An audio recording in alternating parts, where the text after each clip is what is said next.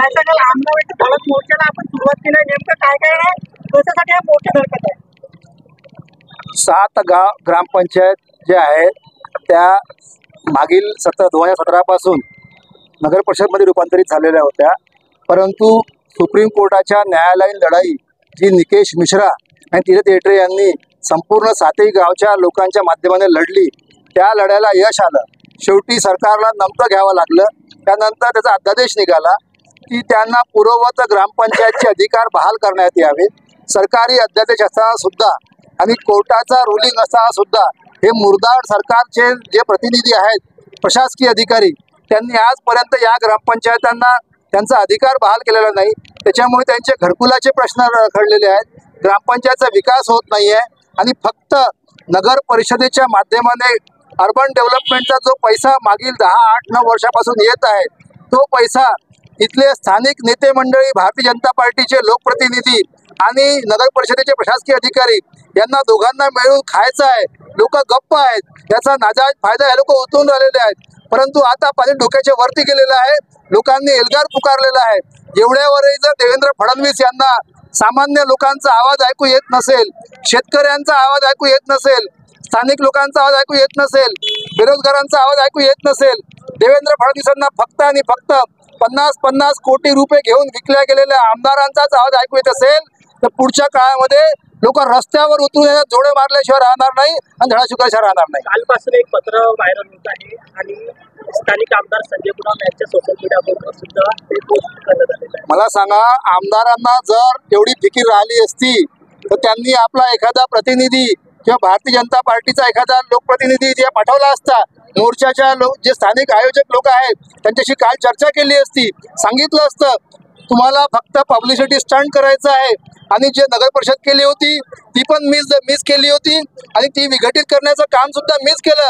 माझ्याच बोलण्यावर झालं, हा दाखवण्याचा त्यांचा प्रयत्न आहे, केलवाना प्रयत्न आहे.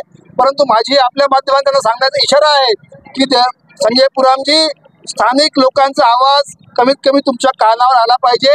त्यांची मागणी पूर्ण करता करता तुम्ही सभागृहामध्ये हा प्रश्न लावून धरायला पाहिजे होता की लोकांना, तुमच्या गावच्या स्थानिक लोकांना मोर्चा काढावा लागत आहे. अध्यादेश निघाल्यावर सुद्धा फक्त आणि फक्त प्रशासकीय अधिकार बहाल करणं ही म्हणजे मुळात गावकऱ्यांची लूट आहे आणि या लुटीमध्ये भारतीय जनता पार्टीचे लोकप्रतिनिधी, इथले कार्यकर्ते आणि नगर परिषदचे प्रशासकीय अधिकारी सामील आहेत. माजी आमदार कोरोटे यांनी सुद्धा विधानसभेत मागच्या अधिवेशनात एक पोस्टर देऊन सुद्धा नगर परिषद मुद्द्यावर उठवलेला होता आणि आताचे आमदार सध्या ते संजय पुराम यांनी कोणतंही आतापर्यंत मुद्दा उचललेला नाही असं नागरिकांच्या मत काय बोला? तोच माझा प्रश्न आहे की शेवटी आमदार कशाला निवडून देतात लोक, आपला प्रतिनिधी कशाला निवडून देतात की आपल्या ज्या स्थानिक मागण्या असतात. आणि ही एवढी मोठी मागणी आहे, ही काही 1-2 लोकांची मागणी आहे का? आज जवळपास 25-50 हजार लोकांचा प्रश्न आहे. आज तुम्ही बघा, ह्या 7ही ग्रामपंचायतमध्ये जाऊन फेरफटका मारा, तिथला पूर्ण विकास रखडलेला आहे. नाल्या नाही, रोड नाही, रस्ते नाही, पिण्याचं पाणी नाही, वेळेवर स्ट्रीट लाईट लागत नाही, म्हणजे वैद्यकीय तपासण्या नाही, DDT फवारणी नाही, अशा अनेक प्रश्नांना लोकांना सामोरं जावं लागते. चिखलातून पाय काढत लोकांना गावातून घरासमोरून निघावं लागते. मला सांगा, निवडून आल्यावर तुम्ही एवढे मुरदाड बनलेले आहे का? तुम्हाला असं वाटतंय का पुढची 4 वर्ष आम्हाला काही त्यांना घ्यायला लोकांशी? परंतु लोकांना गृहीत धरू नये. लोक येणारा काळात तुम्हाला रस्त्यावर उतरून जोड्या मारल्याशिवाय राहणार. कारण म्हणजे हाच आहे की सरकारने ग्रामपंचायत बहाल केलेली होती. मार्च महिन्यामध्ये बहाल झालेली होती ग्रामपंचायत, परंतु अद्यापही 4 महिने लोटून गेले तरीही ग्रामपंचायत त्यांनी बहाल केलेली नाही आणि लोकांना या गोष्टीसाठी खूप कामामध्ये अडचणी येत आहेत. नाली, रोड, रस्ते, लोकांचे घराचे पट्टे सुद्धा मिळत नाही आहेत आणि लोकांना घरकुल सुद्धा मिळत नाहीये. आधी काय होतं, ग्रामपंचायत असल्यामुळे लोकांना पट्ट्याची गरज नव्हती तरी ग्रामपंचायत गोरगरिबांना घरकुल देत होती. पण आता नगर परिषद असल्यामुळे गोरगरिबांना पट्टे पाहिजेत अशी म्हणजे शासनाचं धोरण आहे.